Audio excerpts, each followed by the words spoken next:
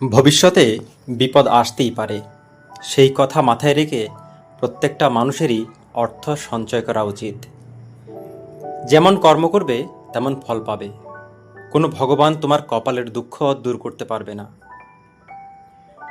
মহান ব্যক্তিরা বিপদের সময় বিহ্বল বা কাতর হয়ে পড়েন না।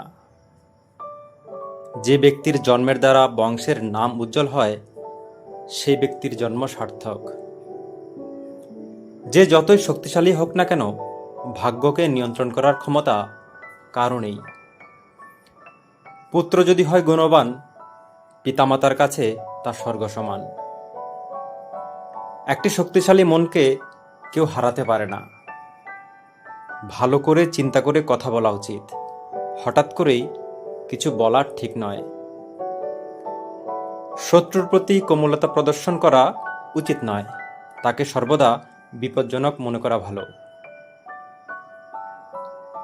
দুর্মূল্য জিনিসগুলি সাধারণত আমাদের থেকে অনেক দূরে থাকে, তাই সেগুলি পাওয়ার জন্য আমাদেরকে কঠোর পরিশ্রম করতে হবে। অন্নদানের চেয়ে শ্রেষ্ঠ দান হয় না এবং ভবিষ্যতেও হবে না। বিশ্ব অন্যের দ্বারাই পালিত হয়। বালক বলে তার উপদেশ খারাপ এবং বৃদ্ধ বলে তার উপদেশ ভালো, এমন ধারণা ঠিক নয়। মন খাঁটি হলে পবিত্র স্থানে গমন অর্থহীন। স্বভাবত কেউই তোমাদের বন্ধু কিংবা শত্রু হয় না। একমাত্র কাজের দ্বারাই মানুষ তোমাদের বন্ধু কিংবা শত্রু হবে। একজন মানুষ তার মৃত্যুর দ্বারা মহান হয়, জন্মের দ্বারা নয়। বিপদ আসার আগে বিপদ থেকে পরিত্রাণের উপায় খুঁজে বের করা উচিত। ঘরে আগুন লাগলে কুয়ো খুঁড়ে কোনো লাভ হবে না। রাতের ভূষণ চাঁদ, নারীর ভূষণ পতি, পৃথিবীর ভূষণ রাজা, কিন্তু বিদ্যা সবার ভূষণ। চঞ্চল মন যে কোনো বিষয়ে সম্পূর্ণ জ্ঞান অর্জন করার পিছনে সবচেয়ে বড় বাধা হয়ে দাঁড়ায়। ধন দান করলে হ্রাস পায়, কিন্তু বিদ্যা দান করলে বেড়ে যায়।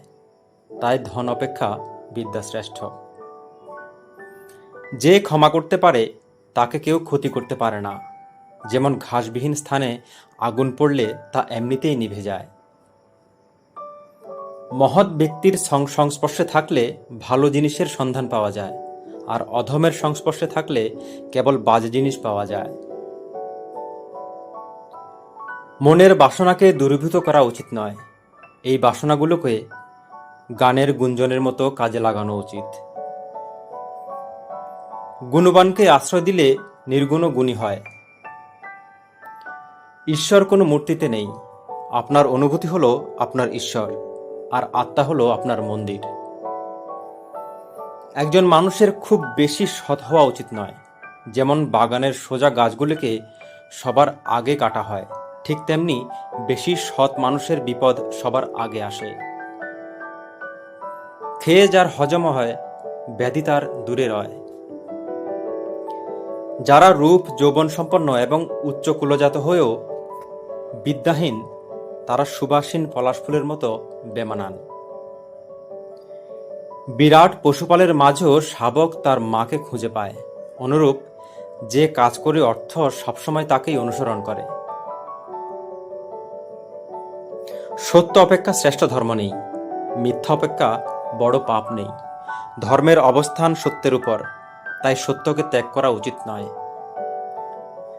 যতক্ষণ আশা আছে ততক্ষণ পর্যন্ত রোগীর চিকিৎসা করা উচিত, কারণ কার ভাগ্যে কি আছে বলা যায় না। যার ভাষা সরস, যার কর্ম শ্রমযুক্ত, যার সম্পদদান কার্যে নিযুক্ত, তার জীবন সফল।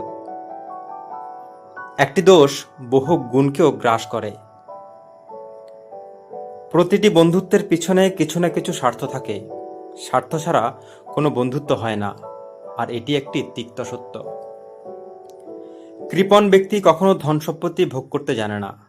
কুকুর আকণ্ঠ জলে ডুবে থেকেও নিজের জিভ দ্বারা চেটে চেটে জল পান করে।